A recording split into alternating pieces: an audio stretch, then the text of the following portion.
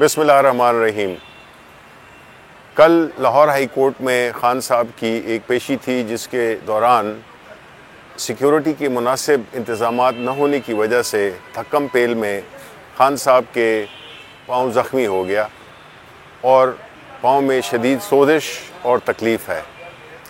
आज हमने Islamabad high court जाना था लेकिन वो तकलीफ़ की वजह से जा नहीं सके, लेकिन अदालत के एहतराम में, जो कि खान साहब ने हमेशा अदालतों का एहतराम किया है, उन्होंने हमेशा कानून की बालादस्ती की बात की है और वो हमेशा आइन को मुकद्दम समझते हैं और अदालतों को मुकद्दम समझते हैं।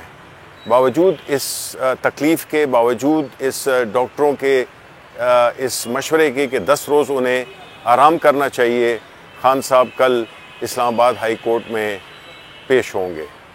हवाए नफ्स की है हुक्मरानी, लुटेरा कर रहा है पासबानी।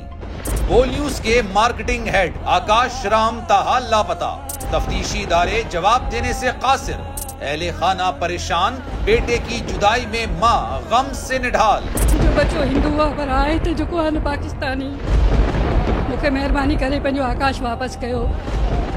अमरीकी सेनेट में कांग्रेसमैन की आकाश राम के अगवा के खिलाफ पुरजोर मुजम्मत। And I, of course, have been concerned about some of the terrible disappearances, some of the abuses of human rights in Pakistan.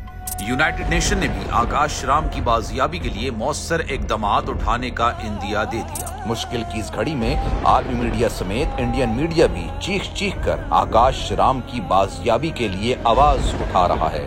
आलमी सहाफती तंजीम और इंसानी हुकूक की आलमी तंजीमों की भी आकाश राम के अगवा की मुजम्मत। उफ क्या जुल्म है, बोल इंसाफ का मुंतजिर।